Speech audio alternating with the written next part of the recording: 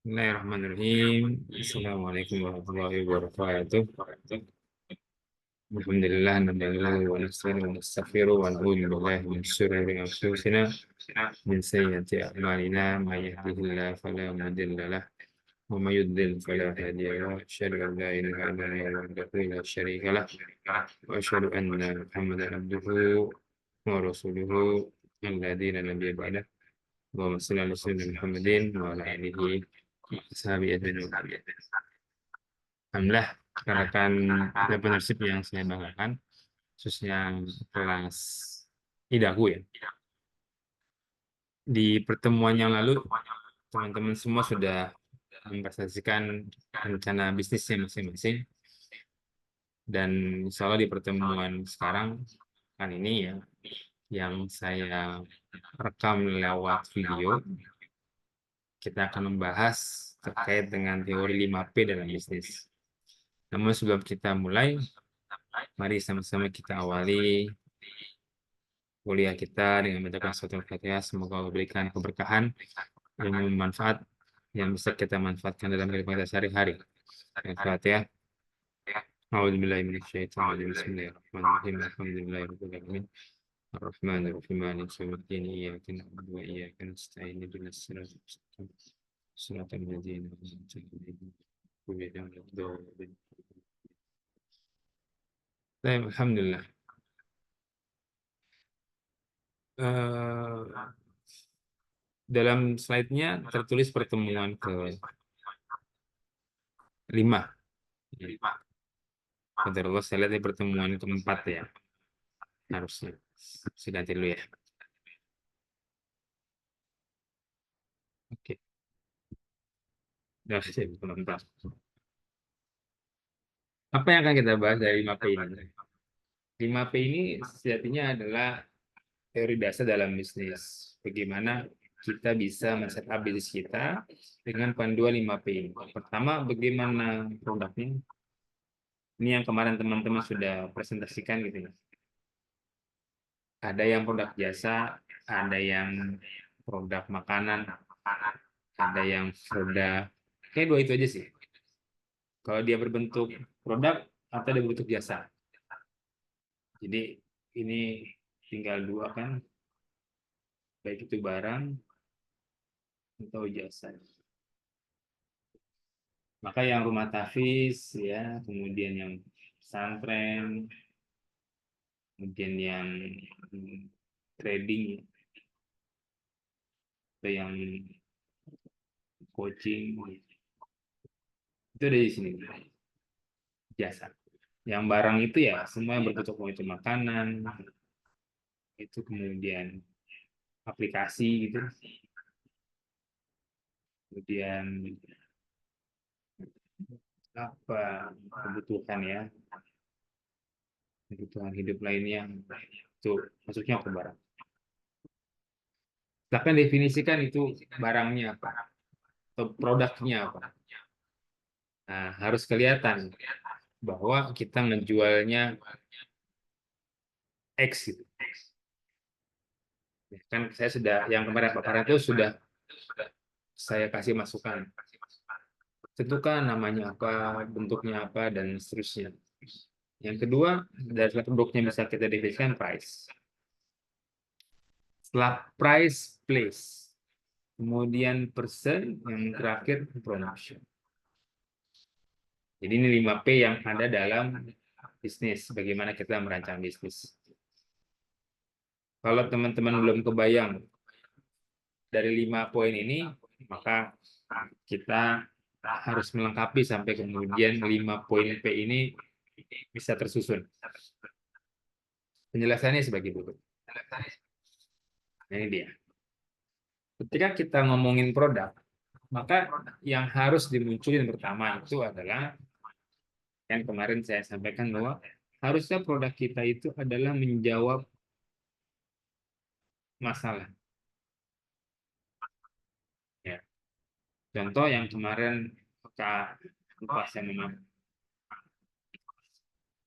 beliau trading hari ini riskan karena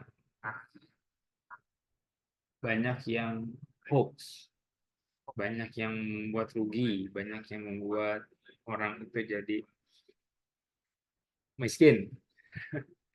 Maka bergabunglah bersama kami dalam produk apa gitu. Aplikasi trading namanya apa. Nih, kan ini ada keunggulannya nih. Kemarin daftar di Bapepti dan kemudian LPS dan seterusnya. Lalu gimana cara membuat produknya? Kalau dia sifatnya aplikasi, gimana cara daftarnya, gimana cara bergabungnya? Kalau dia makanan, gimana cara buatnya? Bahan, kalau misalkan dia makan juga, bahan apa yang diperlukan untuk membuatnya, dan lain-lain. Mudah-mudahan teman-teman sudah mulai kebayang. Yang kemarin juga eh, laundry sepatu, itu unggulannya apa? Disebutin kemarin, laundry kami menggunakan sabun yang khusus. Dia dicuci dengan air tapi nggak basah, misalnya. Itu kan keren ya. Lalu gimana cara mencucinya dan seterusnya. Bahan apa yang diperlukan dan seterusnya. Oke, setelah produknya kita urai, bagaimana cara unggulannya, cara buatnya, dan bahan-bahannya apa saja. Kita masuk ke poin kedua, price. Berapa harga jualnya? Kerudung yang kemarin. Misalnya ada di kelas online itu jualan fashion kerudung. Harganya 50 sampai 60 ribu. Ya, harus diurai modalnya berapa, kemudian biaya produksinya berapa, pekerjanya berapa, dan lain-lain. Sampai nanti kan dapat harga jual dan dapat keuntungan. Yang sebelah kemarin itu juga diurai. Oke, dan setelah pokoknya sampai muncul berapa harganya. Jadi yang kemarin presentasi belum ada harganya, bahkan belum ada produknya, ya silakan dilengkapi dalam PPT-nya, dalam penyajian uraian produknya, uraian harganya. Next adalah tempat. Di mana tempatnya? Dalam real business kita, tempat itu sangat berpengaruh. Jadi ada tempat yang memang dia orang pada mau beli. Ke situ memang mau beli. Pasar misalnya, mall misalnya. Tapi ada tempat-tempat yang memang orang nggak mau beli. Tapi di situ disamperin sama pedagang. Ini akan mempengaruhi bagaimana teknik jualannya dan produk apa yang kemudian dia harus siapin. Kita bandingkan antara misalnya Holland Bakery ya,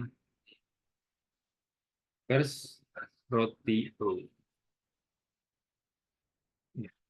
Kita hampir tidak pernah lihat Holland Bakery di stasiun, tapi roti O setiap stasiun pasti ada.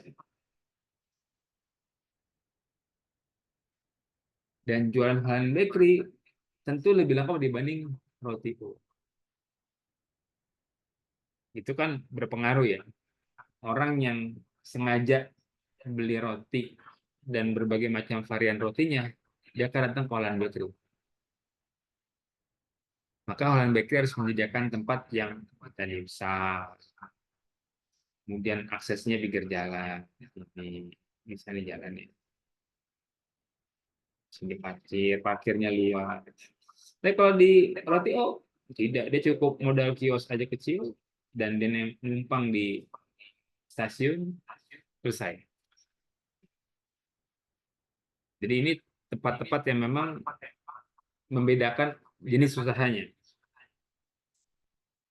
sehingga ada kita lihat Alfamart, Indomart, dan berbagai swalayan-swalayan yang dia hadir di tengah-tengah masyarakat juga menyediakan tempat untuk beli secara langsung lewat kendaraan. karena memang kebutuhannya pengen cepat. Oke. Tapi dalam hal ini, dalam kuliah kita tidak terlalu mengurai lebih dalam terkait dengan tempat usaha. Jadi silakan aja yang berbisnis di pesantren atau di kampus itu diperbolehkan. Atau di sekitar rumahnya juga diperbolehkan.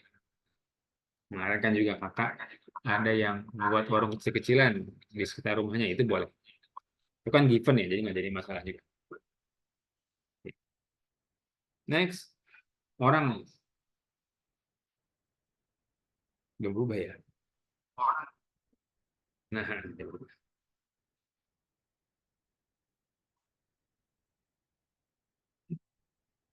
siapa yang mengerjakan produksi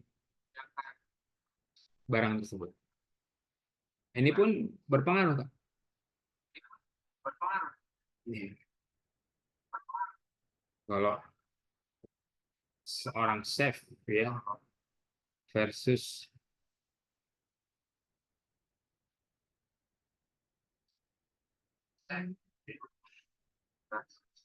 koki biasa, Mas, maka pasti akan beda hasilnya.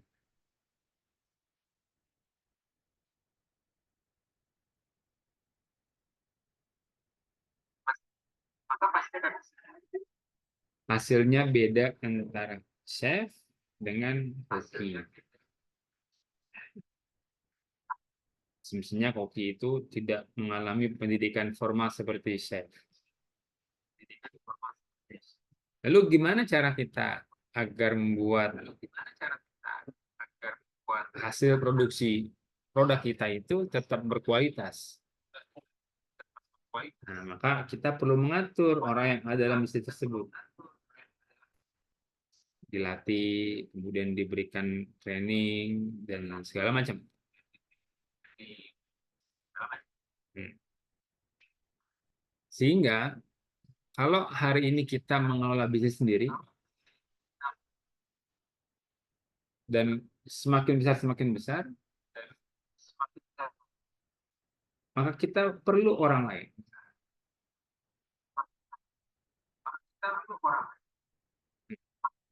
Atau bila pun kemudian sudah besar hari ini bisnisnya, maka kita perlu membuat panduan-panduan agar orang-orang tersebut bisa baik.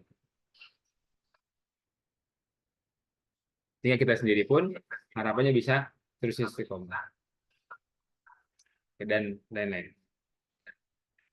Jadi bisnis itu nggak cuma sekedar ngomongin produknya, ngomongin harganya, ngomongin tempatnya, tapi juga ngomongin orang. Siapa yang ada di balik bisnis tersebut. Dan yang terakhir, bagaimana promosinya? Maka kemarin saya tanya Instagramnya apa, websnya ada apa kagak, gitu. Minimal teman-teman buat brosurnya bagaimana atau bahan promosinya bagaimana. Dan saya meyakini hampir semua teman-teman itu pasti menyasar jualan di dunia maya. Promosinya lewat jejaring sosial, lewat medsos, begitu. Maka perlu dicantumkan nanti apa akun Instagramnya dan gimana cara promosinya. Termasuk gimmick-gimmicknya ya. Atau gimmick itu kayak misalnya giveaway-nya, diskonnya, atau promonya.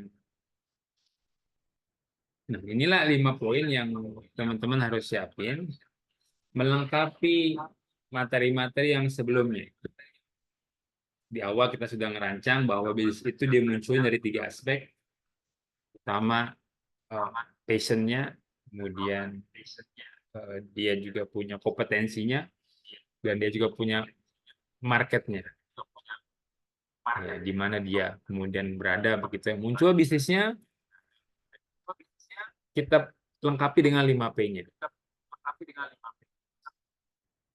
Nah, mudah-mudahan dari satu pertemuan ke pertemuan yang lain, ke depan akan semakin bagus portofolio PPT-nya dari masing-masing bisnis teman-teman sebelum kita akan uji produknya. Sampai sini mudah-mudahan bila ada yang belum jelas, teman-teman bisa tanyakan di kolom komentar dan kita akan jumpa uraiannya di pertemuan-pertemuan ke depan. Saya akan minta kembali teman-teman untuk menyampaikan hasil PPT-nya yang sudah ditambahkan dengan proyek 5P. Mari sama-sama kita akhiri mengucapkan alhamdulillah. Alhamdulillah, istighfar. Atas wadana kifatul majelis, subhanakallahumma wa bihamdika, asyhadu an la ilaha illa anta, astaghfiruka wa atubu ilaik. Assalamualaikum warahmatullahi wabarakatuh.